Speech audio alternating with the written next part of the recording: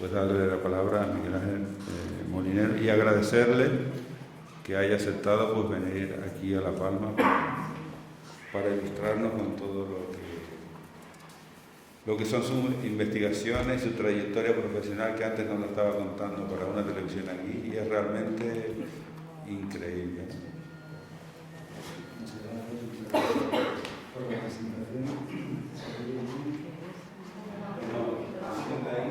¿Cómo se va a oír bien si no lo he encendido? Ahora sí. Bueno, pues primero muchas gracias por la presentación. Yo iba a empezar por los agradecimientos, pero casi mejor diciendo feliz cumpleaños, ¿no? Que es lo que nos ha traído aquí. Bueno, pasada la pequeña broma, quiero empezar evidentemente por agradecer al Cabildo de La Palma, al Museo Arqueológico Benaguarita y a Jorge Pais, su director, la amable invitación para venir a contarles a ustedes cuál es el trabajo que desarrolla la Universidad de La Laguna en el yacimiento de la 209, la TT 209 en Luxor. Y la verdad es que me ha encantado venir. Hemos venido hablando de los paredones y se escapa. Hace ya bastante que no trabajo sobre el tema, pero como verán es que hay otras cosas que ahora me están ocupando. La TT 209 es una tumba de periodo tardío, en términos generales. Luego van a ver que hemos sido capaces de definir la cronología de forma mucho más precisa. El periodo tardío egipcio es mediados del primer milenio antes de la era, que está en una zona de la necrópolis tebana. Probablemente es uno de los yacimientos arqueológicos más grandes del planeta, una zona que los arqueólogos conocen como Asasir Sur. La población local le daba otro nombre cuando vivía ahí, porque como ustedes recordarán, hace ahora una decena de años los habitantes de las casas que ustedes ven ahí fueron expulsados, las casas han sido demolidas y ahora lo que antes era una necrópolis viva, ahora es una necrópolis deshabitada y en la que ya solamente entramos los arqueólogos y desgraciadamente en los últimos años muy pocos turistas, pero la tumba está en un wadi, que es un término que yo voy a mencionar continuamente. Es un barranco seco, un barranco en el que solamente corre el agua cuando llueve, un wadi que la población local llama Wadi Hatasun. No hemos encontrado el nombre en ningún tipo de publicación académica, de manera que hemos decidido utilizar el que da la población local. Y en esta zona en concreto de la necrópolis, que la población local conoce como Rasaila, Abdel Rasaila, Nagel Rasaila, y que es donde vivía la familia de los Abdel Rasul, que en la egiptología son especialmente conocidos porque son quienes descubrieron la Cachet real, la tumba donde estaban escondidas todas las momias reales. Antes de que nosotros iniciásemos nuestros trabajos, ya habían entrado, al menos que sepamos, que hayamos documentado, 4 egiptólogos o 4 grupos de egiptólogos en la 209.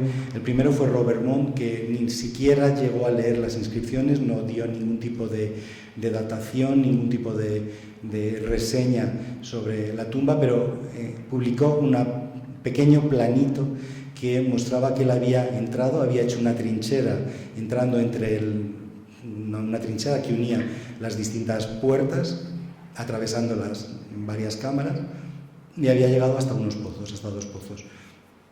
No publica absolutamente nada más. Los siguientes que sepamos que entraron son Alan Gardiner y Arthur Weigand, cuando hicieron los trabajos para catalogar las tumbas tebanas. El nombre que nosotros le damos, lo de TT 209, esa TT que significa tumba tebana, se establecieron por estos 2 investigadores a comienzos del siglo XX. Y en ese trabajo, en esa tarea de catalogación, entraron en la tumba en 1911 y al propietario le dieron el nombre de Hatta Senro y le dieron una cronología saíta, es decir, entre 656 y 525 antes de la era. Pero no explican por qué, no sabemos por qué le dieron ni ese nombre ni esa cronología. Unos 20 años más tarde, 30 años más tarde, entró un restaurador belga en la tumba y proporcionó datos sobre la tumba y posiblemente el plano que ven en la imagen a dos egiptólogas que estaban haciendo también una catalogación de tumbas desde Oxford. Ellas no se movían de Oxford, pero pedían información a investigadores, y Alexander Stopler les envió este plano que ven aquí y probablemente les envió un nuevo nombre, porque en el libro de Porter Moss la tumba es atribuida a un señor al que se llama Seremhat Regit, y no cambian la cronología, le siguen dando la cronología a Saita. Y posteriormente, a inicios de la década de 1970, entró un egiptólogo austríaco que estaba haciendo una tesis sobre las tumbas de Tebas del periodo tardío, las tumbas de mediados del primer milenio, y a través de la planta que él realizó, hizo una descripción muy breve de la tumba, no sobrepasa las 10 líneas, 12 líneas, pero estableció este plano. Hablando con él, él mismo nos dijo, por otra parte se podía deducir del plano, que él no retiró nada de tierra, de manera que en realidad lo que hizo fue reptar por encima de los depósitos sedimentarios, medir el techo, y a partir del techo lo proyectó en el suelo y halló el volumen que podía tener la tumba, pero es en realidad una deducción, no tenía datos, medidas concretas más que del techo. Y a partir de ahí, después de la entrada de Dieter Heiner, la tumba quedó cubierta y no volvió a saberse mucho más de ella. Pero la tumba tenía unas particularidades curiosas. Hay un patio a la entrada que el mismo plano de Heiner deja un poco en las dudas, no sabía muy bien cómo podía ser el patio. Después hay una sala transversal, es un elemento muy característico de las tumbas tebanas del Reino Nuevo, las tumbas de la época imperial, tumbas que son entre 800 y 300 años más antiguas que la cronología que se atribuye a esta, pero las tumbas tardías no tienen cámara transversal, de manera que es un elemento extraño a este tipo de tumbas, que es algo que había llamado mucho nuestra atención cuando estábamos decidiendo sobre qué yacimiento solicitar permiso al Servicio de Antigüedades. Y además el mismo plano presenta una fachada interior con 4 columnas, que es un elemento también desconocido en otras tumbas tebanas, o casi desconocido. Hay una tumba que tiene 2 en un patio, y luego hay algunas otras que tienen también en patios, pero no en una sala transversal, era algo un poco ajeno a la tradición tebana. Y luego hay una sala con 4 pilares, una antecámara. En la antecámara, el primer arqueólogo que entró señaló que había un pozo, pero cuando entró Dieter Heiner ese pozo ya no era reconocible, y luego 2 cámaras de enterramiento, de las que al menos en una había un pozo con una cámara. Pero es toda la información que tenemos. A partir de la curiosidad que nos despertaba esta planta, que es muy atípica con respecto a las tumbas tebanas tardías, y otra serie de cuestiones, por ejemplo, ¿cuál podía ser la cronología? No sabíamos por qué los arqueólogos que habían decidido que era una tumba saíta, en qué habían basado esa datación. En el entorno, en el wadi, en la parte baja del wadi, había excavado un equipo alemán en la zona que está marcada en la imagen en la década de 1920, la década de 1910, pero la excavación se quedó sin publicar y finalmente lo publicó otro arqueólogo alemán, pero en la década de 1940. Como se pueden imaginar, durante la Segunda Guerra Mundial nadie estaba para prestar mucha atención al resultado de una campaña que además era 30 años más antigua, de manera que ha pasado un poco desapercibida esa excavación, pero entre los datos de esa excavación y la que se está desarrollando en la actualidad por una misión francesa en la zona que está marcada, que es la parte trasera del Ramesséum, la parte trasera del templo, la mansión de millones de años de Ramsés II, uno de los monumentos más famosos de Tebas. En esa zona se están encontrando una necrópolis muy importante de personajes muy significativos de Tebas durante el periodo libio, durante el año 1100, desde el 1100 al 700 más o menos. Datan las tumbas que están en esa parte del wadi, en la parte un poco más abajo del wadi. En la imagen ven dónde está la 209. En cambio, en torno a la 209 hay, en la meseta frente a la tumba, 4 tumbas monumentales, 4 tumbas típicas del periodo tardío, son tumbas descomunales con varios miles de metros cuadrados. Las tumbas del periodo tardío tebanas son las más grandes de la civilización egipcia, con gran diferencia. Son incluso más grandes, son tumbas privadas, pero son mucho más grandes que las tumbas reales del mismo periodo y que las tumbas reales famosas del Valle de los Reyes. Son muy pequeñas comparadas con estas tumbas descomunales.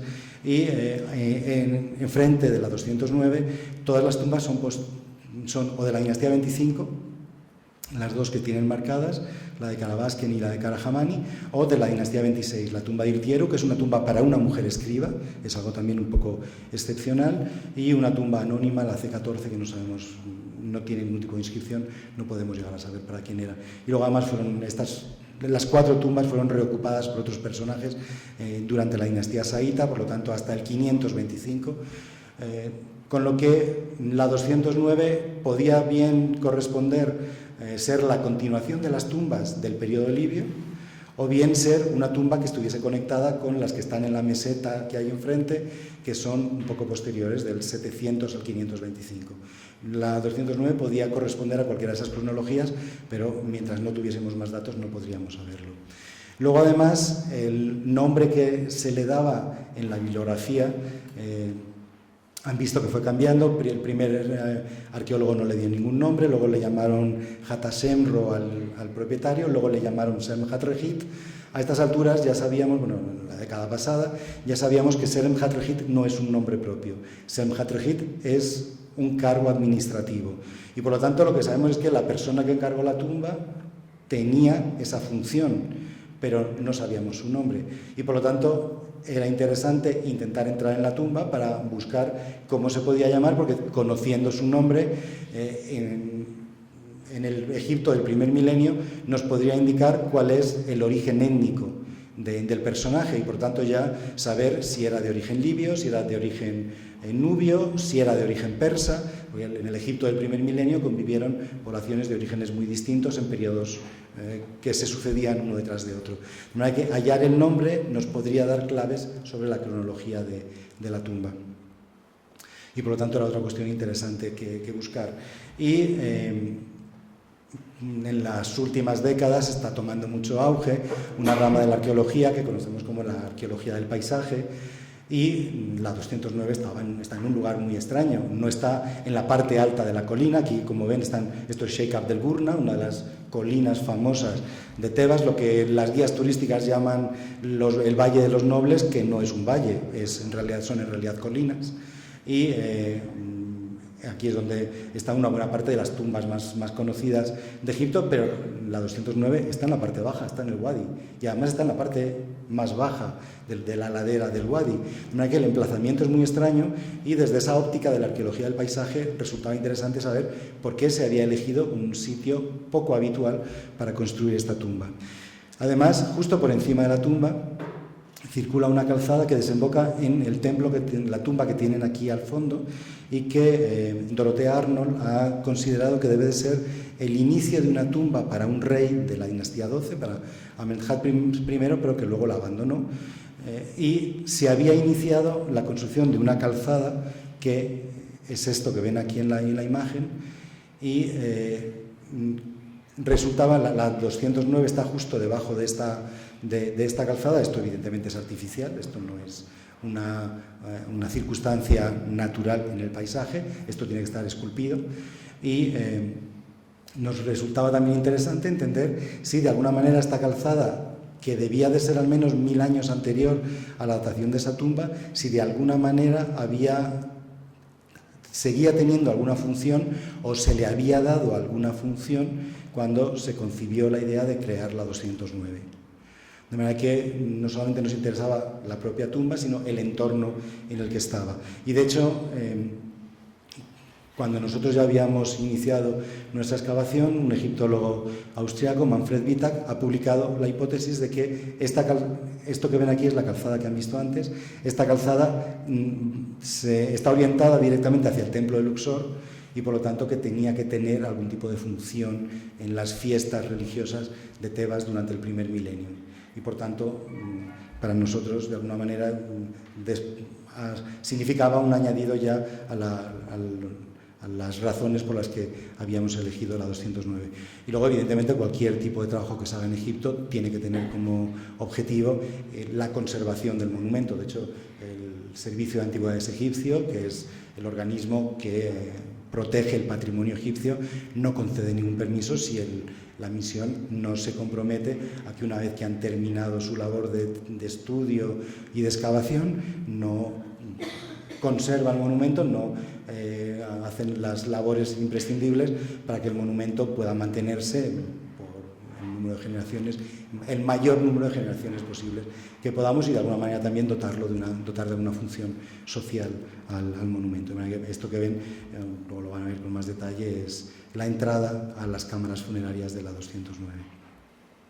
De manera que con todos esos argumentos decidimos solicitar esta tumba entre las distintas posibilidades de tumbas tebanas tardías, que era el periodo cronológico en el que queríamos trabajar. Nos decidimos por la 209. Y ahora la conferencia, la charla, va a estar dividida en todos estos aspectos. Vamos a ver la propia excavación, cómo es la estructura arquitectónica de la tumba, qué materiales estamos encontrando, qué información nos proporcionan las inscripciones que estamos encontrando, y luego una hipótesis sobre la cronología de la tumba y el significado histórico del personaje que hemos identificado ya que estaba enterrado en ella. Como ya han visto en el propio título, llevamos 5 campañas de excavación. Este es el heroico equipo que en un mes de julio se decidió a irse a excavar a Egipto a 50 grados. En ese momento nos creíamos héroes. Ahora ya llevamos 3 campañas excavando en verano, y el próximo verano va a ser la 4ª de verano, y ya nos parece lo más normal del mundo plantarnos allí con 50 grados, pero la verdad es que el primer año nos costó. También es cierto que el primer año fue mucho más heroico, porque como luego van a ver, ahora trabajamos dentro de la tumba, de las cámaras subterráneas, y ahora trabajamos a la sombra, pero ese primer año estábamos directamente bajo el sol, sin protección posible, porque la cuadrícula era demasiado grande para poder ponerle toldos. De manera que, insisto, es el equipo heroico que inició la misión, y luego hemos ido creciendo. No les pongo todos los equipos, este es el de la 3ª campaña, cuando conseguimos entrar y restaurar, consolidar la fachada y al mismo tiempo también consolidar el interior, y este es ya el último equipo. Como ven, hemos crecido considerablemente de la primera campaña a la última que hemos desarrollado. Desarrollamos una excavación estratigráfica. En cualquier lugar del mundo uno entiende que un arqueólogo tiene que excavar estratigráficamente, pero bueno, yo prefiero insistir en que lo hacemos así. Nosotros sí que lo hacemos así. Excavamos con bastante cuidado. La excavación tiene una cantidad de estratos enorme. Luego van a ver por qué, pero por fortuna ha venido a ayudarnos el que ha evolucionado muchísimo la técnica de captación de datos, de toma de datos. Si excavásemos de esta manera, como yo tomaba los datos, como tomaba las medidas, con una plomada y 3 metros, haciendo equilibrios con 3 metros respecto a los ejes que hacía en la primera campaña que yo trabajé en Egipto hace 30 años ahora, pues estaríamos todavía en el patio o estaríamos entrado a la primera sala. Por fortuna, hace ya 10 años que existen o más, que existen las estaciones totales, y ahora montas un ordenadorcito que tiene unos niveles y nos da directamente las coordenadas en 3 ejes, horizontal, vertical, altura, y de esa manera podemos excavar muchísimo más rápido. Y luego, por otra parte, resulta muy espectacular una imagen como esta, limpiar un estrato arqueológico hasta llegar a identificar las huellas de las personas que han pisado allí dentro, pero voy a confesarles que nos resulta relativamente fácil, porque la deposición de las riadas tiene un determinado ritmo, y una capa que está como esta, seca y craquelada, tiene encima una capa de piedras muy gruesas que se retiran con cierta facilidad, y entre las piedras hay arenita, que luego simplemente lo barremos y queda impresionante el suelo, porque somos capaces de identificar las craqueladuras que ha provocado que se haya secado el barro, pero bueno, lo podemos hacer, no es tampoco terriblemente difícil. Lo que sí que es evidentemente muy rápido y, como les decía, es lo que nos ha ayudado el hecho de poder trabajar con una estación total, de manera que allí directamente ponemos en el suelo una serie de chinchetas, tomamos las coordenadas de esas chinchetas y luego ya a partir de ahí, ya por la tarde, trasladamos esos datos, comprobamos in situ que la toma ha sido correcta y a partir de ahí se puede seguir quitando la siguiente capa. Se hace en media hora, hemos tomado todos los datos, pero eso nos permite tener las cotas de la superficie de cada uno de los estratos. Con eso podemos establecer una superficie general. Después, por triangulación, encontrar las ondulaciones en el suelo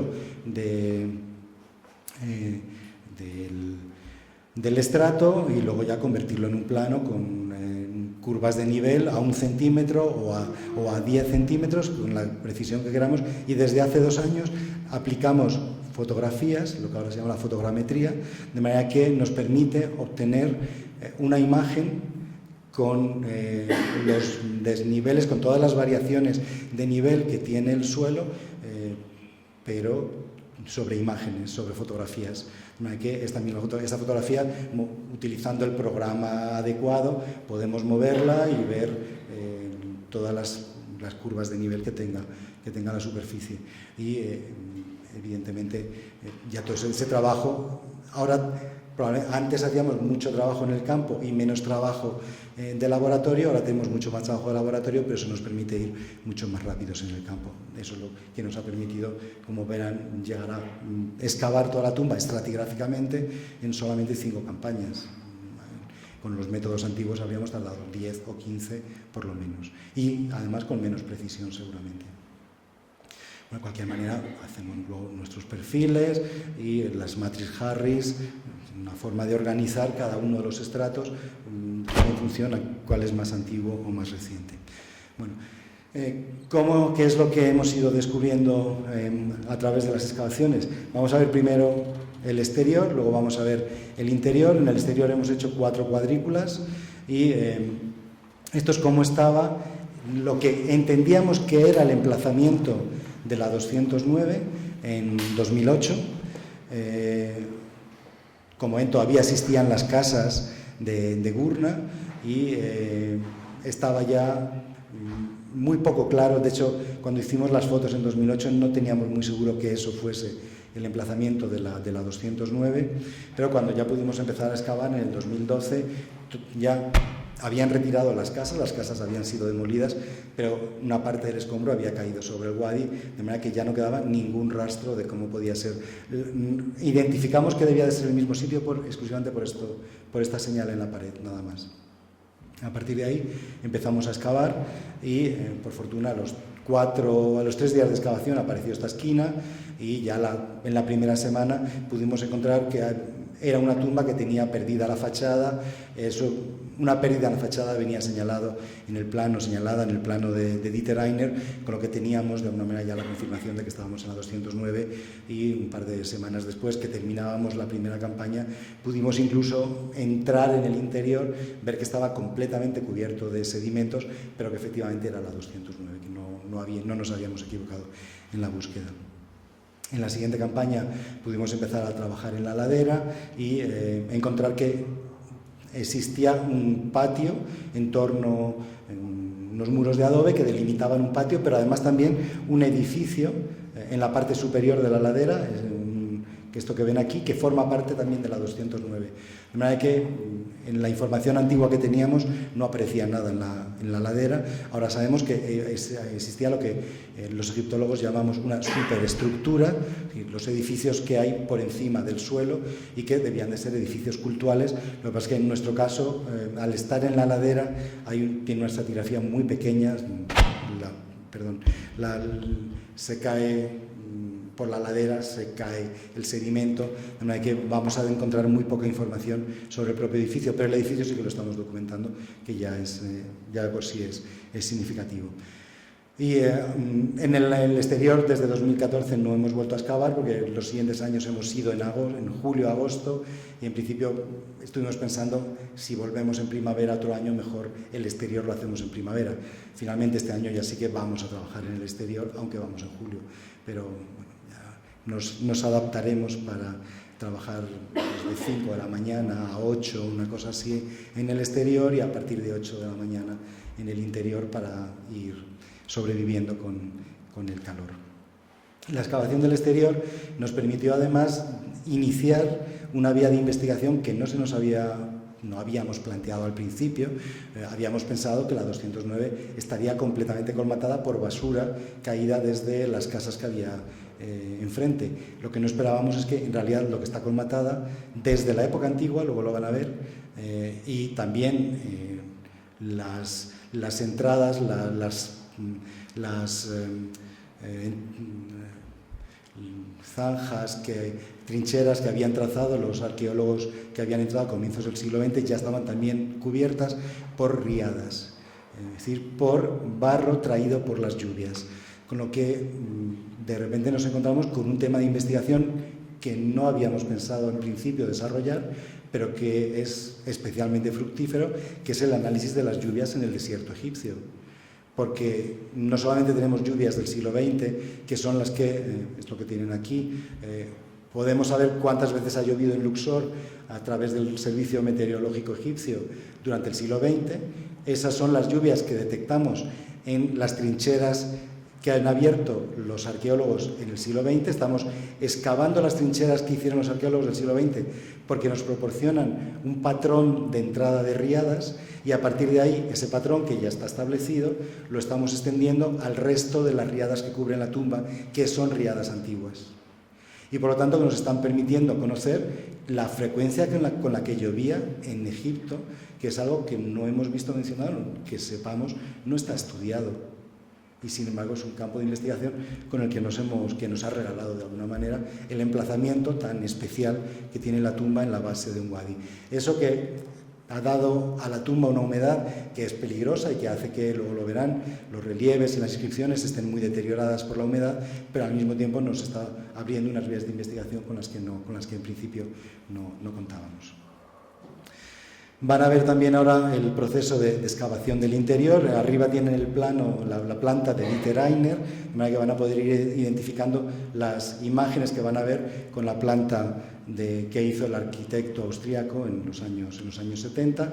Esto es la primera sala, una vez que entramos en 2013, la sala transversal, con su techo ligeramente abovedado, y al término de la tercera campaña, en la que nos habíamos encontrado con una sorpresa muy agradable, y es que podíamos identificar la trinchera de los primeros arqueólogos, y la pueden ver ahí. Son esas dos líneas verticales que tienen en la sección. Lo que tienen en la pantalla es una sección de los sedimentos, un perfil de los sedimentos que cubrían la cámara transversal, y los sedimentos del siglo XX son exclusivamente los que cubren la trinchera central, los que están tapando esa trinchera central. De manera que eso ya nos estaba informando que todo el resto de la tumba eran sedimentos de época antigua y que no habían sido tocados. Y por lo tanto que íbamos en los lados de esa trinchera, lo que íbamos a excavar eran restos antiguos sin intervención moderna, y por tanto que toda la información sería información novedosa. Además, al excavar la sala transversal nos empezaron a aparecer los relieves de las puertas. Todas las puertas están decoradas, luego lo van a ver, y en las puertas está representado el propietario de la tumba con un nombre que no se correspondía, luego lo van a ver, con el que daba la bibliografía, y de hecho el Servicio de Antigüedades tardó 2 años en permitirnos comunicarlo de manera yo podría haberlo dicho en una conferencia. En un ámbito académico sí que tenemos permiso para hablar, pero fuera del ámbito académico no podemos comunicar nada que el Servicio de Antigüedades no haya comunicado previamente. Y el nombre del propietario no nos lo dejaron en principio decir, porque querían asegurarse, porque decían, si toda la bibliografía dice que ese señor se llama Sedem Hatrejit, ¿por qué ustedes quieren darle otro nombre? Entonces, tardamos 2 años en demostrarles con el resto de las inscripciones que nuestra lectura era correcta y que el nombre no era ese. Entonces, una vez que ya terminamos la sala transversal, con 2 basas para mesas de ofrendas que están exactamente donde estaban. Por fortuna están todavía en el suelo, en el mismo lugar donde estaban. Tenemos un cuidado enorme que nadie las toque, que nadie apoye nada sobre ellas, porque están sujetas con una capa muy pequeña de un mortero que las permite mantenerse en pie, y es el mismo mortero que las colocó allí, que las hizo mantenerse en pie hace 2500 años, e intentamos que nada las toque para que puedan seguir en pie. Terminada la sala transversal, iniciamos la excavación de la sala de pilares, en las que ya suponíamos que tendríamos una trinchera. Efectivamente, esto que ven aquí es la trinchera hecha por Robert Mont. Todo esto son esos sedimentos del siglo XX que nos están permitiendo establecer el patrón de entrada de las lluvias, pero todo lo que hay en los laterales, todo esto que ven aquí, todo esto que ven aquí son depósitos acumulados de época antigua, y por lo tanto información novedosa en todos los casos. Excavar esos depósitos pues tiene su pequeña dificultad inicial, porque llegan hasta el techo, de manera que al principio hay que hacer unos ciertos malabarismos para poder excavarlos, pero esa es la situación en la que nos quedamos a finales de la última campaña. Y si aquí no hemos podido ir mucho más deprisa, es porque en ese nivel en que ustedes lo están viendo aparece una cantidad enorme de cerámica y de material que indica que posiblemente hay algún tipo de enterramiento, y hay que empezar a excavar con mucha lentitud, y por lo tanto los últimos centímetros de esa sala lo hemos dejado ya para la próxima campaña, para poder tomarnos todo el tiempo que fuera necesario para hacerlo con toda la precisión necesaria. Hemos excavado ya la sala, la antecámara, la que da acceso a las cámaras de los pozos. En la propia antecámara hemos encontrado el arranque de un pozo, y luego ya en una de las cámaras laterales el arranque de otro pozo. Hemos excavado el comienzo de esos pozos, pero también en la última campaña no los terminamos, lo dejamos a unos 2 metros de altura. A partir de ahí ya deben de estar las cámaras funerarias, pero preferimos no entrar, sino ya dejarlo para la siguiente campaña y poder tomarnos todo el tiempo que fuera necesario, si es que hay que excavarlo con mucha lentitud, se encuentre lo que se encuentre, que no tengamos que estar con prisas para poder excavarlo. O además, por otra parte, ya con esa profundidad ya hay que entrar con más protecciones, cascos, escaleras especiales, en fin. Una vez que decidimos que eso ya lo dejábamos para la próxima campaña. Y luego, como les decía, la tumba nos ha dado algunos regalos, y otro regalo adicional es que la arquitectura es más compleja de lo que suponíamos. En un lateral de la sala transversal aparece una puerta, y ven ahí muy deteriorado el marco, pero se puede leer y se pueden reconocer los relieves que se habían esculpido, y da acceso a un corredor completamente cubierto por riadas de época antigua, y el corredor es este que tienen aquí.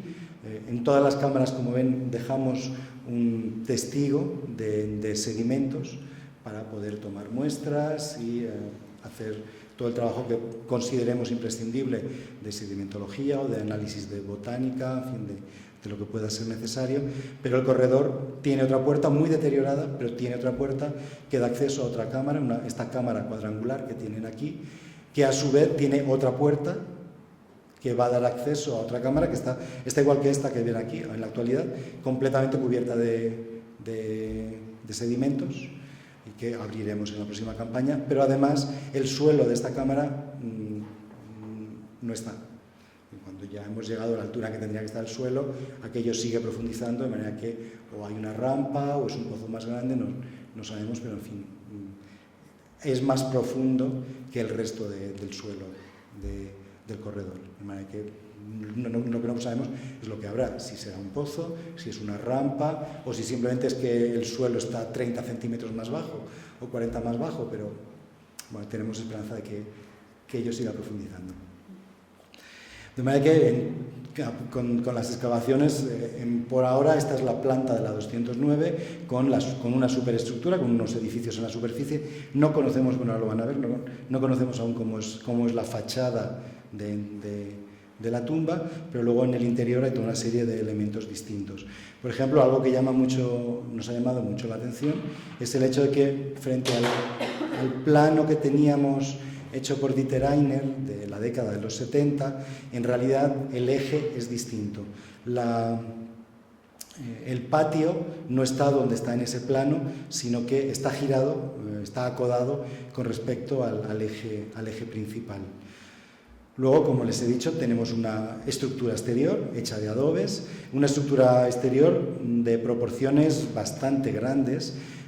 Esta cámara que tienen aquí tiene 11 metros de anchura, que no es una pequeña habitación, es un edificio grande. No sabemos si hay más cámaras en los lados porque no hemos ampliado todavía la superficie de excavación en los lados. Resulta muy llamativo, este muro tiene 1,5 metros de anchura. Cuando alguien construye un muro de 2 metros, pues con medio metro de anchura tiene suficiente. Si el muro tiene 1,5 metros de anchura, es que pretendían hacer un muro de una altura significativa. De hecho, la tesis de Dieter Einer, el señor el que nos sirvió de base para iniciar los estudios, él plantea que en época tardía los muros tienen 5 veces más altura que anchura. Pueden llegar a tener hasta 5 metros, 5 veces la altura. De manera que si tiene 1,5 metros de anchura, podría llegar a tener hasta 7 metros de altura, y entonces en ese caso probablemente lo que tendríamos aquí es un pilón. Una entrada monumental semejante a la de los templos. ¿Y qué es lo que hay por aquí delante? Todavía no lo sabemos, no hemos excavado por aquí delante, pero esto sería una visión, una reconstrucción axonométrica de esa estructura de adobes en la superficie de la 209. La entrada se hace a través de una escalera monumental, una escalera además un tanto curiosa, por decirlo de alguna manera, con respecto a las otras rampas de acceso a las tumbas tardías, porque tiene 4,5 metros de anchura, un poquito menos, unos 4,20 de anchura, y es la más ancha de las tumbas tardías. Las rampas de acceso a las tumbas tardías tienen entre 1,5 metros, una cosa así, 1,15 metros, 1,5 metros. Esta tiene 4,5, que resulta completamente desproporcionado, y es lo que resulta tan chocante. Es cuando si alguien iniciase el descenso de una escalera tan ancha, probablemente se imaginaría una tumba verdaderamente descomunal, y luego la tumba es grande, pero no es tan grande como las tumbas típicas del periodo tardío. De manera que las proporciones de la escalera es algo que para nosotros tiene un determinado significado. Lo que luego verán probablemente es un significado cronológico, es el hecho de que no responde exactamente al modelo de las tumbas tardías normales. En el interior sabíamos que había una fachada con 4 pilares, 4 pilastras esculpidas, formando una especie de segunda fachada interior. Lo que ha resultado más llamativo es que tienen un fuste muy particular, porque no son circulares, no tienen una sección circular, sino que tienen una sección triangular. Y teniendo en cuenta que son columnas papiriformes, el tallo de los papiros es un tallo triangular. De manera que es una columna muy curiosa, porque está reproduciendo la triangularidad que tiene las secciones de los papiros, que no es algo que sea frecuente en la arquitectura egipcia. Yo solamente he documentado 3 casos más.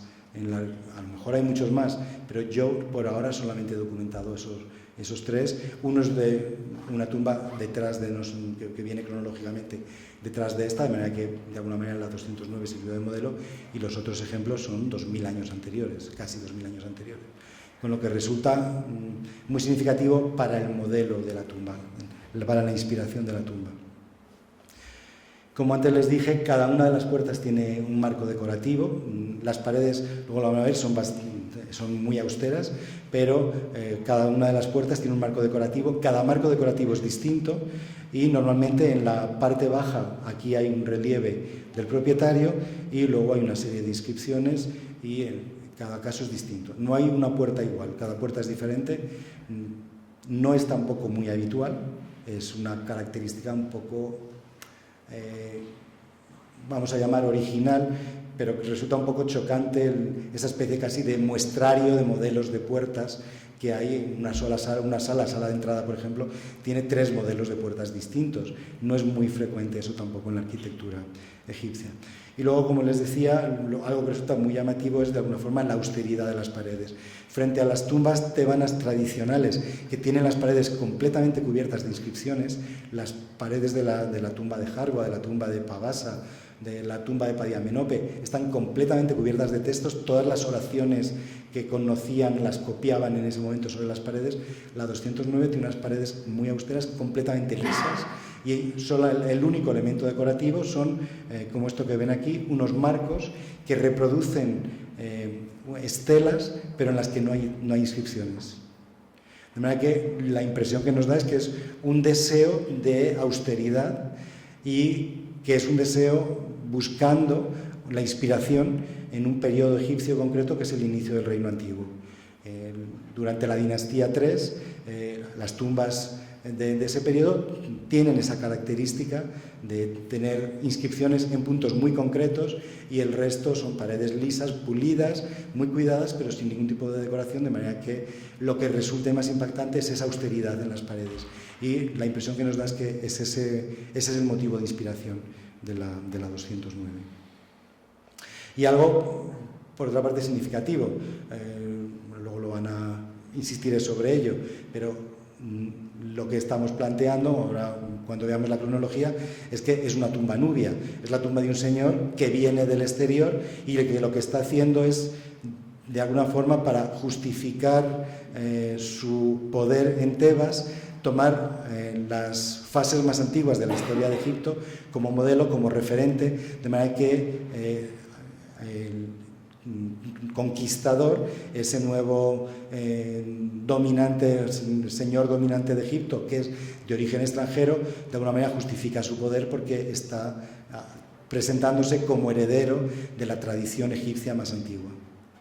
De alguna manera se está presentando de alguna manera como heredero de los primeros gobernantes de Egipto. En cuanto a la planta, la tercera de las partes que les había comentado que veríamos es el material que estamos encontrando. En la tumba, por su ubicación, encontramos dos grandes conjuntos de materiales que tenemos que tener mucho cuidado para diferenciarlo. Por una parte, todo el material que traen las riadas. Las riadas no solamente traen agua y barro, sino que arrastran material procedente de toda la cuenca sedimentaria que está drenada por el Wadi Hatasun. De manera que hay material de toda esta zona, de toda esta ladera y de toda esta ladera. Y hemos identificado incluso, excavamos con cuidadito, incluso la huella que dejan las riadas, los riachuelos que entran desde la pendiente de Sheikh Abdel Gurna, entran en el Wadi directamente sobre la 209. Esto es el lecho de una riada por la que viene material desde Sheikh Abdel Gurna, desde la colina donde están las tumbas más conocidas de la necrópolis tebana. Y el material que estamos encontrando es de cronologías muy curiosas. El más impactante, desde luego, es el que tiene en la imagen. Tenemos en torno, creo recordar, que son unos 75 núcleos o lascas de instrumentos líticos, o de núcleos o instrumentos líticos de técnica Levallois. Es decir, la técnica que en Europa se corresponde con los neandertales, en el norte de África no hay neandertales, son sapiens iniciales, y que evidentemente está absolutamente fuera de lugar en una tumba que es del periodo tardío egipcio, pero simplemente porque esto nos lo traen las riadas y el porcentaje es altísimo. Los primeros que vimos pensábamos, esto es una broma, aquí no puede haber núcleos Levallois, pero para nuestra fortuna quien es uno de los miembros del equipo es especialista en ese periodo, Cristo Manuel Hernández, de hecho trabaja en el yacimiento de la Universidad de La Laguna en Alcoy, que es un yacimiento de neandertales, y desde el primer día, yo creo que al segundo día han salido unos núcleos Levallois. Bueno, algo que se parece a núcleos Levallois. ¿Tú estás seguro? ¿Cómo va a haber núcleos Levallois aquí? No puede ser. Pero bueno, tú guárdalos. Ya veremos, claro, cuando ya llevamos 10, no hay duda. Hay núcleos Levallois y además no hay ninguna duda, hay una cantidad enorme de núcleos Levallois y de restos de talla. No, evidentemente, vienen de fuera de la tumba. En algún lugar de las laderas que están en torno al Wadi, las lluvias están desmantelando un yacimiento que se corresponde con esa cronología y lo estamos detectando nosotros porque el Wadi nos lo va aportando. Estos son algunos de estos núcleos, los golpes de talla que permiten que con un golpe en donde están las dos señales azules salgan unas lascas como estas. Pero esto es 20.000 años, perdón, 200.000 años anterior a la cronología de la tumba que estamos excavando. Esto es otro regalito más que nos ha traído el Wadi y que muy bienvenido porque, entre otras cosas, permite reavivar algo que sabíamos que en la montaña tebana había yacimientos que se correspondían con el Middle Stone Age norteafricano, que se corresponde con el Paleolítico Medio europeo, pero pues no habían sido estudiados en las últimas décadas y esto va a permitir no estudiar el propio yacimiento, pero sí al menos los restos que llegan hasta nosotros. Luego hay más material lítico. Los egipcios utilizaban instrumentos líticos. Un egipcio común no tenía los medios de poder acceder a un cuchillo de metal. El bronce era muy costoso. De manera que para la vida cotidiana los egipcios utilizaban instrumentos líticos y tenemos también testimonios de instrumentos líticos, de las técnicas de la civilización egipcia, que es distinto. Luego, como estamos ahí en la base de Sheikh Abdel Qurna, nos llega mucho material del segundo milenio antes de la era, ya sea del Reino Medio, ya sea del Reino Nuevo, de los periodos más conocidos de la necrópolis tebana. Yo les he puesto solamente un par de imágenes de material de ese periodo. Tenemos, por ejemplo, varias ánforas de origen cananeo, son ánforas en las que desde la región del Israel actual o del Líbano actual llegaba a Egipto o vino o aceite y que se depositarían en las tumbas de la colina como ofrenda a esos nobles que están enterrados en esas tumbas, y las lluvias nos están trayendo ese material, o escarabeos, objetos de ajuar, que desde el punto de vista cronológico son anacronismos en la 209. Y luego, de época más reciente, tenemos también anacronismos. En la primera campaña, en la primera y en la segunda, nos apareció esta fuente. Es un elemento muy grande, tiene casi 40 centímetros de diámetro, y es una fuente de sigilata.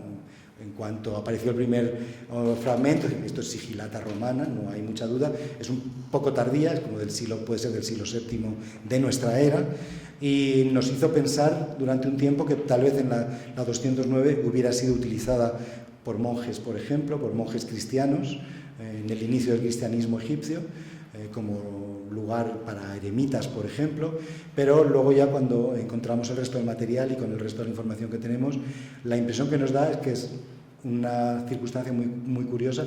En sí el objeto es excepcional, tiene una decoración que representa una cruz y un pegaso, es decir, es una unión de un elemento cristiano y un elemento pagano, y el taller en que se hacían estaba en Túnez, pero es una imitación egipcia de esa sigilata, porque la pasta es egipcia, la pasta es del Valle del Nilo, de manera que es doblemente informativa por la curiosidad del elemento que tiene representado y porque además es de manufactura local, y por ahora no hay ninguno publicado de manufactura local.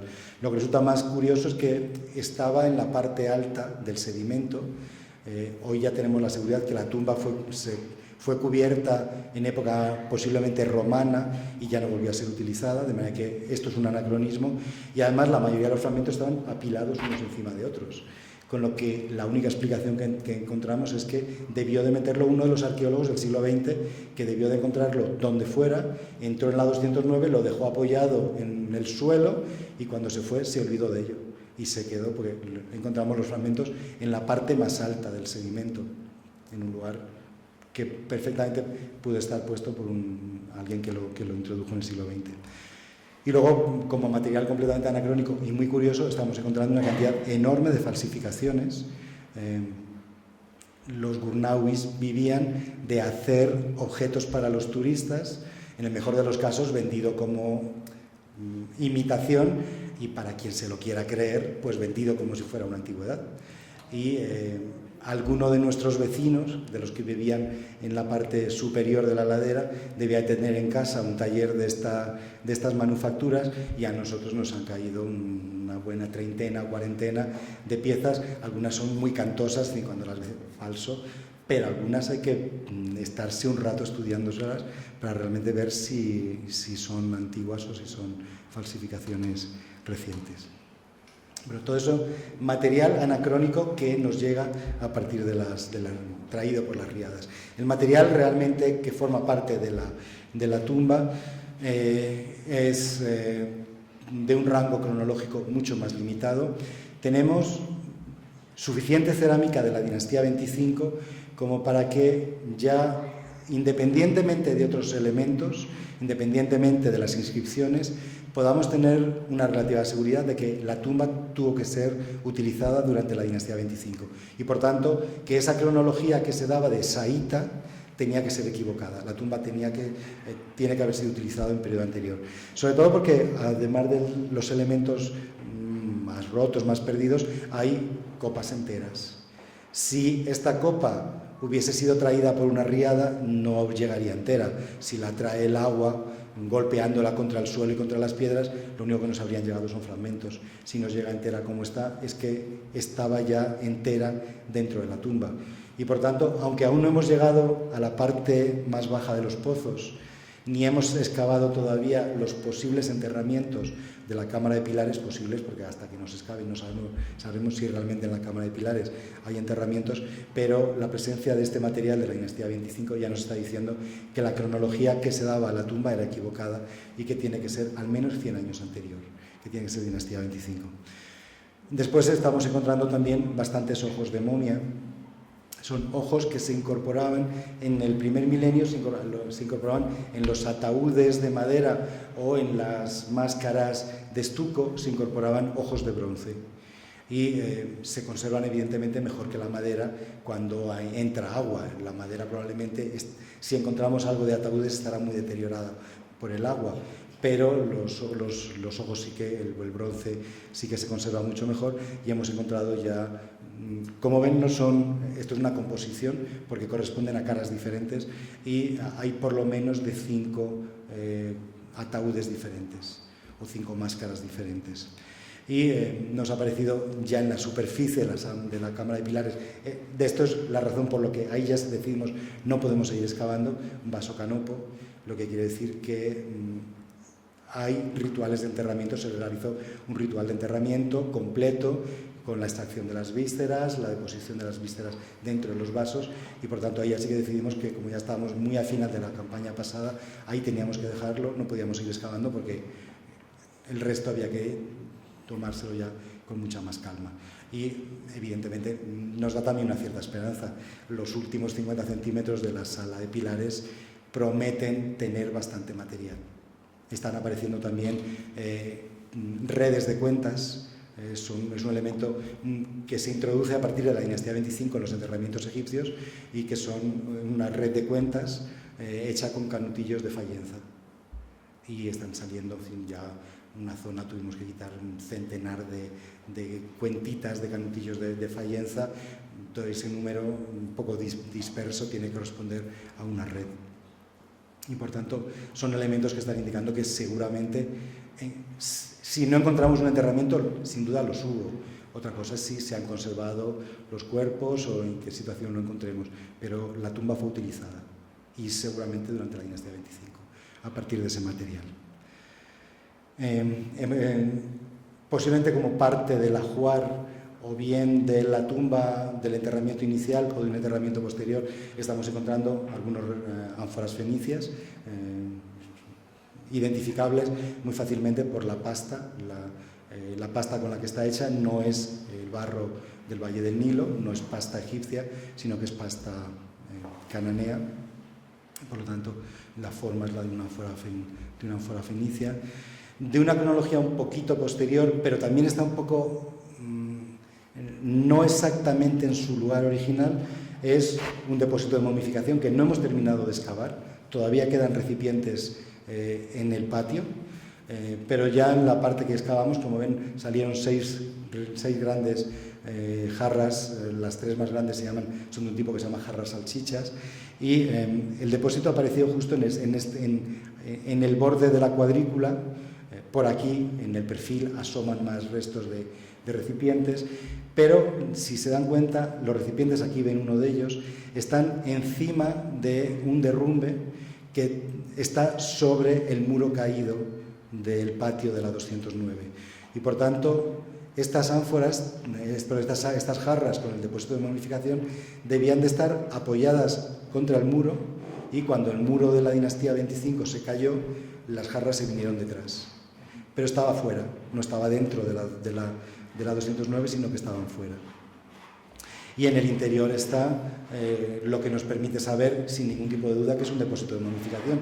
Están las vendas utilizadas en la momificación, que a pesar del agua de que está en el patio y que ha sufrido 2.600 años de riadas, las vendas se conservan, lo que también nos da cierta esperanza de que podamos encontrar también material en el interior que no esté completamente deteriorado. Y como ven, las vendas tienen la propia forma de las jarras en las que están. Todavía no las hemos estirado, hay que hacerlo con un procedimiento específico, tiene que ir un restaurador específico, entonces por ahora preferimos conservarlas manteniendo la forma que les dio estar dentro del recipiente. Y junto a, de hecho por aquí lo ven, esto que hay aquí, esto que es aquí, con más detalle, junto a las vendas está también la sal que se utilizó para la momificación, el natrón que se utilizó. Cuando se terminaba el proceso de momificación, bueno, ¿qué es un depósito de momificación? Tenía que haber empezado yo por ahí. Cuando se momificaba un cuerpo, los materiales que habían estado en contacto con ese cuerpo no se tiraban, porque habían participado en un proceso de divinización de un cuerpo. La momificación y el ritual funerario posterior convertía al ser humano en un dios, ya para el resto de la eternidad. De manera que todo el material que hubiera estado en contacto con el cuerpo durante ese proceso había que conservarlo, no se tiraba. Y lo que se hacía era, como ven, meterlo en unos recipientes y dejarlo en algún lugar en proximidad del cuerpo. Por ejemplo, en el Valle de los Reyes, antes de que se descubriera la tumba de Tutankamón, se tenía la seguridad que la tumba de Tutankamón tenía que estar ahí. Por eso Howard Carter insistía en buscarla, porque se había encontrado ya unos años antes, a comienzos del siglo XX, se había encontrado el depósito de momificación de Tutankamón. Y por tanto, si estaba el depósito de momificación, tenía que estar también la tumba y el cuerpo, porque siempre están relativamente cerca. En este caso, estas jarras son de la dinastía 26, por lo tanto, es de un enterramiento en torno a la tumba, pero no dentro de la tumba, porque además cronológicamente es como 100 años posterior a lo que hoy consideramos que es la fecha de la 209. Y probablemente lo más impactante es que, como mantenemos las vendas dentro de unos recipientes, intentando conservar su forma, la forma que tenían, porque a lo mejor decidimos no abrirlas o solamente abrir una y el resto dejarlas tal como estaban, que también es interesante conservarlas con la forma que les ha dado el tiempo. Todos los años las inspeccionamos y este año, para nuestra sorpresa, al abrir uno de ellos sigue oliendo al perfume que se utilizaba en la momificación. Entonces nos dimos la enorme sorpresa de poder oler un perfume que tiene 2500 años. Y a mí me impactó. Me pasé todo el día flotando, evidentemente. Bueno, ya en el 525, Egipto fue conquistado por los persas, por Cambises, el rey Cambises persa, conquista Egipto, y el primer momento de reocupación de la tumba que hemos documentado es de época persa.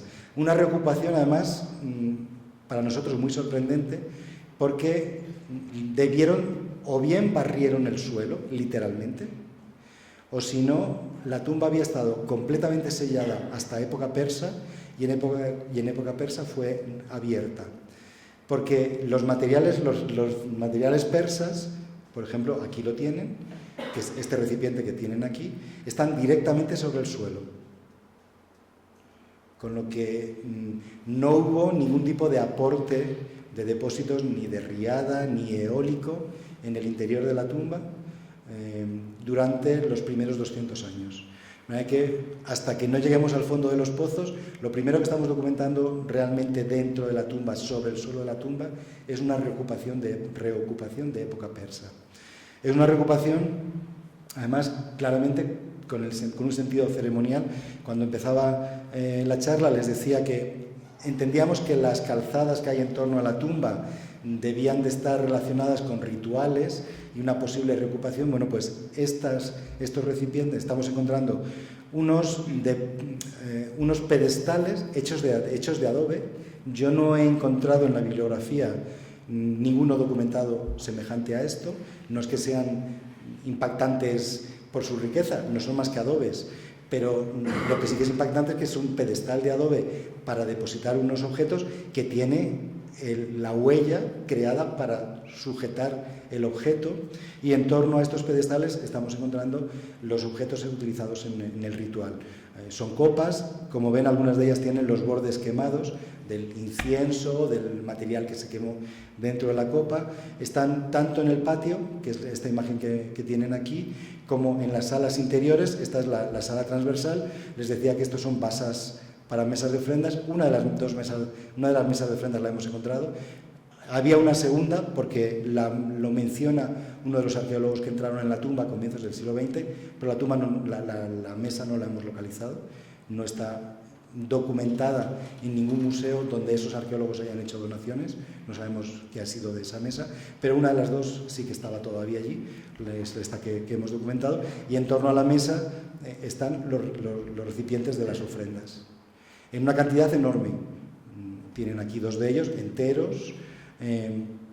Y esto es en otra de las salas, otro pedestal semejante de adobe con directamente los recipientes que estuvieron allí. Aquí tienen el hueco y el recipiente que fue hecho para sujetar este recipiente, y tiene una cronología relativamente bien conocida, de manera que no hay duda que son de época persa o inicio del periodo ptolemaico, y son grandes recipientes o las copas que se utilizan para el ritual, para quemar algún tipo de incienso. Esto es el conjunto, por ejemplo, de una de las salas.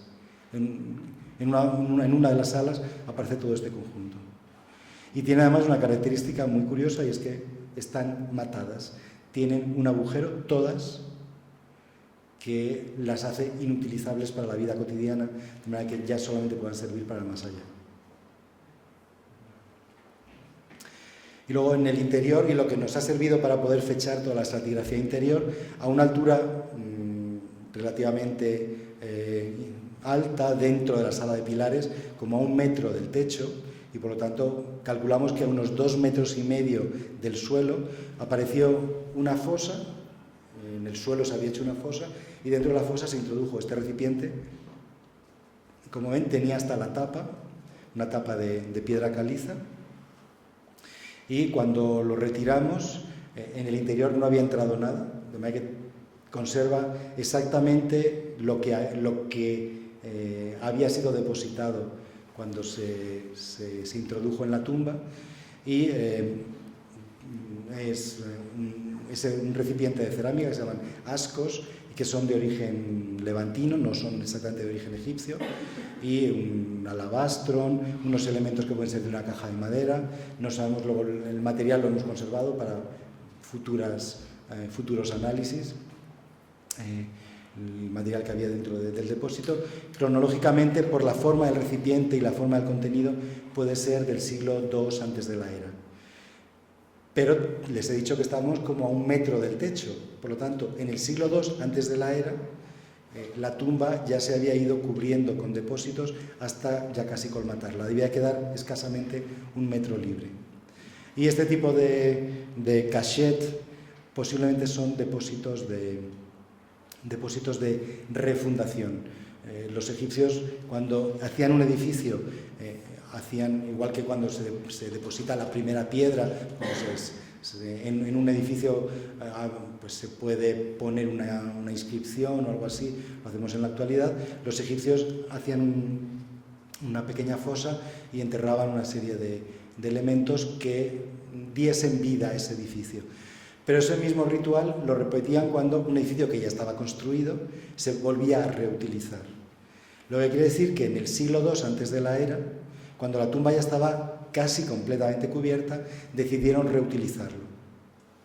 De manera que introdujeron un ritual de fundación que revivificara el edificio, lo permitiera volver a tener vida y acoger actividades de nuevo. Y para nosotros es importantísimo porque nos indica que en el siglo II antes de la era la tumba ya estaba casi cubierta, de manera que probablemente en un siglo o siglo y medio más la tumba estaba ya completamente colapsada, cubierta, no colapsada, colmatada, completamente cubierta de recipientes, de depósitos. Y para ir terminando, los últimos elementos que nos queda por ver, por una parte son las inscripciones. ¿Qué es lo que nos dicen las inscripciones? Este es uno de los relieves del propietario. Aquí lo tienen en dibujo, sentado frente a una mesa de ofrendas, con su perro sentado, tumbado más bien bajo la silla, y el nombre del perro, el perro se llamaba Jequén, que es el nombre de un aceite, además un aceite sagrado. Y bueno, un poco más de detalle del propietario. A partir les pongo como ejemplo la entrada, la puerta de entrada. Se puede reconstruir esta forma. De hecho, este año vamos a poder reconstruir un poquito más de la puerta, cómo era esta puerta de entrada. Y estas son las inscripciones que conserva. El nombre está escrito en la parte que ven señalada. El nombre este es el nombre del propietario. El segundo signo cambia, pero tiene la misma lectura, es una M, un sonido M. El problema es el primer signo. El primer signo, este A26, se llama para los egiptólogos. Se puede leer Nis, se puede leer Ash, se puede leer Yu o se puede leer I. De manera que podría ser Nisemro, Ashemro, Yuemro o Imenro o Yemro, una cosa así. Lo que pasa es que a partir de la búsqueda de paralelos hemos encontrado que hay documentado personajes nubios de época un poco posterior, de época meroita, cuyo nombre empieza por Nis, es relativamente frecuente. Y hemos encontrado incluso un nombre que no sabemos, de un extranjero, que se llama Nisem. Lo que pasa es que ese extranjero no está señalado cuál es su origen. Pero uniendo el que ya sabemos que existe un Nisem extranjero y que hay nubios de época un poco posterior cuyos nombres empiezan por Nis algo, y luego además Emro se podría leer malo, y malo en castellano resulta un juego de palabras. En nubio significaba bueno, y es una terminación nubia muy común. Muchos reyes nubios se llamaban malo, algo lo que sea malo, y lo que decían es que era muy bueno. Son todos elementos que nos permiten identificar el nombre, leerlo como Nisemro e identificarlo como un señor de origen nubio. Y por lo tanto nos da una cronología. ¿Por qué los arqueólogos, los epitafistas que habían entrado antes le habían dado otro nombre? Pues porque se equivocaron con la lectura de esos signos que tienen ahí marcados. Cuando Gardiner leyó el nombre y publicó la lista de tumbas, no se conocía este título. Gardiner era un magnífico egiptólogo, simplemente ese título nadie lo había documentado. Hoy sí que está documentado, eso se lee Akhat, sabemos que es un título, y por lo tanto no forma parte del nombre, hay que quitarlo. Y por lo tanto lo que queda como nombre es lo que está por debajo. Gardiner había leído posiblemente esta inscripción, la inscripción de la puerta, y leyó esto, Hatasemro, pero es disculpable porque sencillamente en su época no se podía saber que lo que está aquí escrito es un cargo administrativo y no el nombre. ¿Y por qué en otras épocas se lo llamó Seremhat Rehit? Pues suponemos que porque se leyó la inscripción que está en el interior de la primera puerta. Aquí había dos relieves, tuvo que haber dos relieves del propietario, pero los arrancaron posiblemente a comienzos del siglo XX. Unos saqueadores se los llevaron. Y posiblemente se los llevaron con el nombre, porque fíjense que aquí el nombre está justo encima del relieve.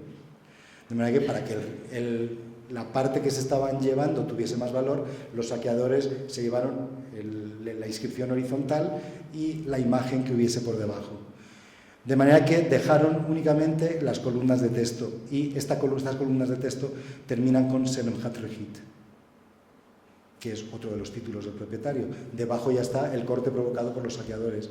De manera que posiblemente es esta la puerta que leyó el arqueólogo, el restaurador belga que les dije, Alexander Stoppler, que envió la información a Portermos y que ha provocado que desde los años 50 se le diera este nombre.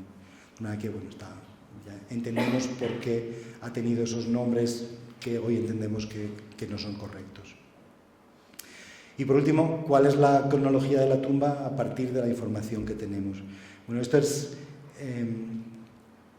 las tumbas del periodo tardío tienen una evolución arquitectónica. Estas son las tumbas de la fase 4, se corresponde, como ven, a fines del siglo VIII, comienzos del siglo VII. Son unas tumbas a las que se entra por unos pilonos y da acceso a un patio, les sonará ya un patio, luego a partir de una entrada a una sala transversal, y eso da acceso a una serie de cámaras con pozos funerarios. La reconstrucción sería algo parecido a esto, con una puerta monumental de entrada y otra fachada monumental al fondo y unos muros que delimitaban un patio. Bueno, pues lo que entendemos es que la 209 es la evolución de ese modelo. El patio también lo tenemos nosotros y la sala transversal también. Lo que pasa es que en estas tumbas que son de adobe, todos los elementos estaban por encima de la superficie, mientras que en la 209, para hacerla más monumental, decidieron enterrarlos a partir de la sala transversal. Y además eso explica por qué una sala transversal que no hay en otras tumbas tebanas, tardías.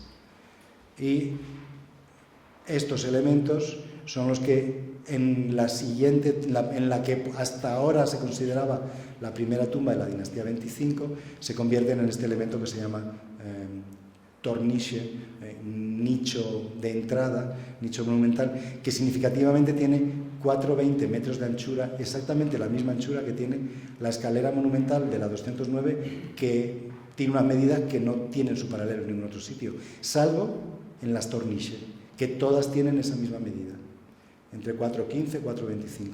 De manera que lo que hoy entendemos es que la 209 tiene que estar entre este tipo de tumbas construidas con adobe y esta tumba, la de Karabáskeni, que es la primera tumba que se construyó, que se excavó en el suelo. Y la 209 tiene elementos en superficie y elementos en el suelo, es un elemento transicional. Y lo que resulta en ese caso más impactante es que por ahora la tumba, hay una tumba que está en el Asasib Sur, la de Karahamani, que se fecha en el reinado de Shavitko, en torno entre el 714 y el 705. Pero la tumba de Karabáskeni, que han visto en la imagen anterior, es anterior. Por lo tanto, tiene que corresponderse posiblemente al reinado de Pille. Pero si la de Nisemro es anterior a la de Karabáskeni, tiene que ser del reinado de Pille, pero relativamente centrado el reinado de Pille. El problema histórico que plantea o que resuelve la tumba es que en cualquier manual que ustedes lean de historia egipcia, Egipto habría sido conquistado por Pille en el año 21 de su reinado, que hay una estela monumental que describe su campaña militar en Egipto. Pero si la tumba 209 ha sido construida durante el reinado de Pille, Nisemro tenía que estar en Luxor antes de la conquista de Pille. Y por lo tanto, lo que hemos interpretado siempre como una conquista, como la primera conquista nubia de Egipto, en realidad probablemente haya que reinterpretarlo. De hecho, resulta muy curioso porque el texto de la estela monumental lo que dice es que envié a mis soldados y luego a ellos se les unieron unos soldados que estaban en Tebas y continuaron hacia el norte. Pero nadie había prestado atención a esa frase que la estela monumental dice que a los soldados que van desde Sudán para conquistar Egipto se les unen otros soldados nubios que ya estaban en Luxor.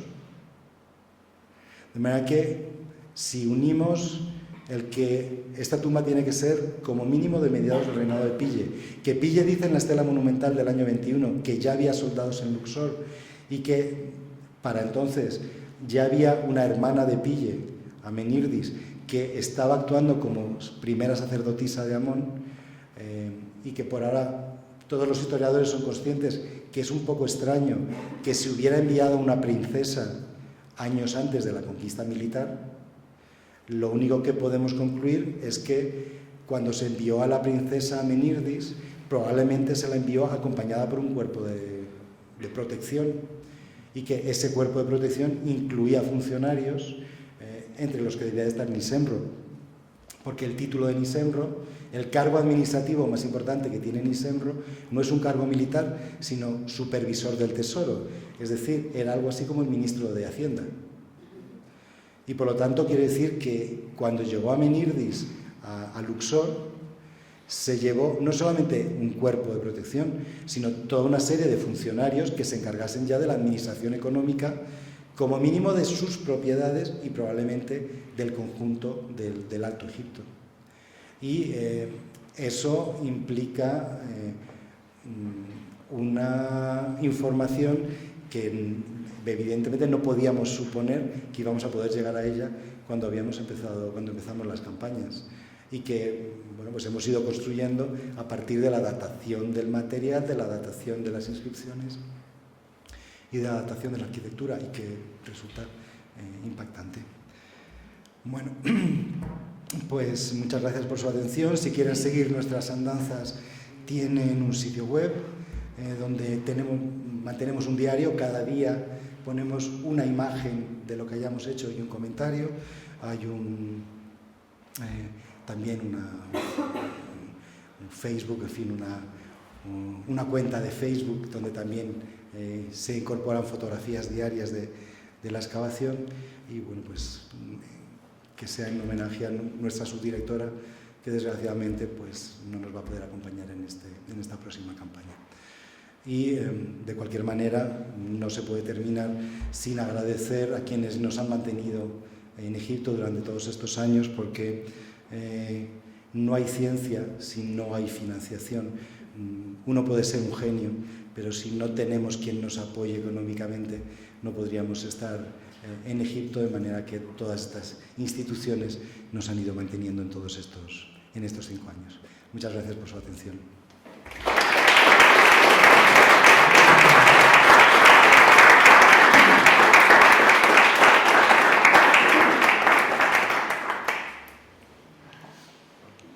No sé si hay alguna pregunta o alguna cuestión así. No es una pregunta, doctor Molinero, sino el asombro que me causa la cantidad de hallazgos de diferentes estados culturales, porque habla de forma azarosa de Nicolás de Barrois, que las riadas contemporáneas han llevado de la parte alta de Albania, pero después habla de ánfora fenicia, poetaña. El ánfora fenicia puede formar parte de las ofrendas dentro de la tumba. Sí. Contemporáneas de los enterrados en la tumba, que se corresponde con el Tarrillo I, los renacimientos sagrados, según ustedes al final han acordado, o sea, en torno a 700 y pico, como usted dijo, ¿no? Pero después hay, en tiempo de los persas con Cambises, una reocupación, y dentro del 25. O sea, que ustedes han ido encontrando una cantidad de elementos distintos de historia cultural, incluso, quería decir, elementos de alabastro y demás, incluso de la época ya helenística, ¿no? de la época tolemaica, que es el siglo III, II, o sea, una ocupación realmente de la tumba como amplia en el tiempo, y con hallazgos constantes de distintos periodos culturales. Sí, la cuestión es que probablemente un porcentaje muy alto de las tumbas egipcias hayan pasado por esa situación, y son edificios monumentales. ¿Por qué pensar que una generación ha hecho un edificio monumental y que los demás ya no lo utilizan? Lo lógico es pensar que se sigue utilizando. Lo que nosotros en principio estamos viendo es que no se utiliza solo como lugar de enterramiento. En época persa, todos esos recipientes lo que indican en un tipo de ceremonia probablemente son testimonios de una fiesta que se llama la Bella Fiesta del Valle, y que era algo semejante a nuestro Día de los Difuntos. Las familias iban hasta las tumbas y celebraban un banquete en las tumbas. Se cantaban determinado tipo específico de cantos que estaban ligados a esas fiestas, y una parte de la comida la dejaban allí, hacían libaciones, o como han visto, la introducción en recipientes que rompían, De manera que el recipiente y su contenido, claro, no se mata solo el recipiente, es el recipiente y su contenido se ofrece a los miembros de la familia que estaban enterrados allí. De alguna manera era una comunión, una comida comunitaria con los antepasados, una forma de mantener su recuerdo y de mantenerlo vivo, que es lo mismo que significa la fiesta de los difuntos que celebramos. Bueno, ahora se ha convertido en Halloween, pero hasta no hace mucho era la fiesta de los santos y de los difuntos. Y probablemente muchas tumbas egipcias tengan testimonios parecidos. Otra cuestión es que a lo mejor nosotros hemos deseado documentar muy bien cada una de las fases y pues, cuando las tumbas tienen descubrimientos muy espectaculares, igual eso también lo documentan, pero luego no lo comentan en una conferencia o porque hay otros elementos que el arqueólogo prefiera potenciar. Aparte de los fragmentos de cerámica y plata, que dejó seguramente un arqueólogo ya del siglo XX, según usted dice, o sea que las actas también ahí. Sí, eso fue, la verdad es que ha sido un poco extraño, curioso, pero pues ahí estaban los fragmentitos, además 2 aparecieron un poco más dislocados, pero luego se unían, pero 3 estaban apilados uno encima de otro, o sea, eso no es una disposición normal, es que lo ha tenido que poner alguien.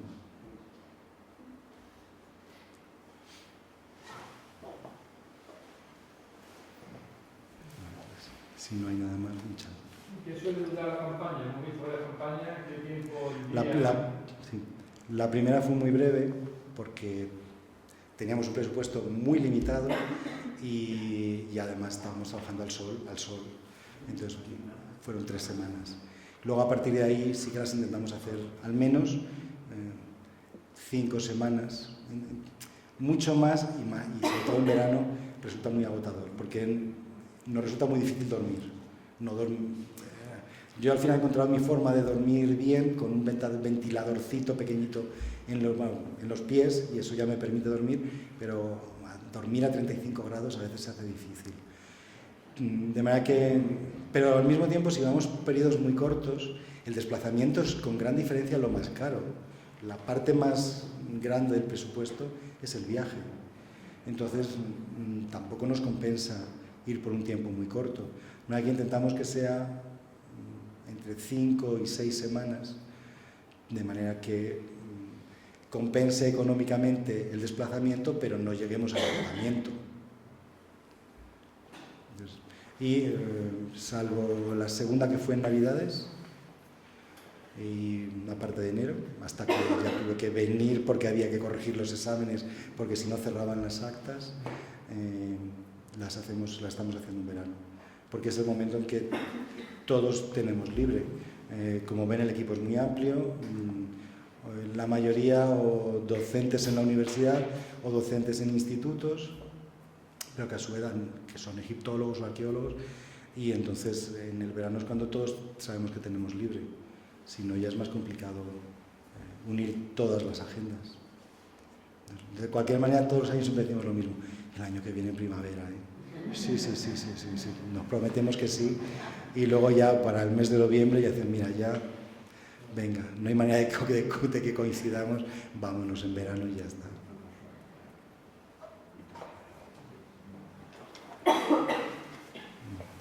Pues muchas gracias.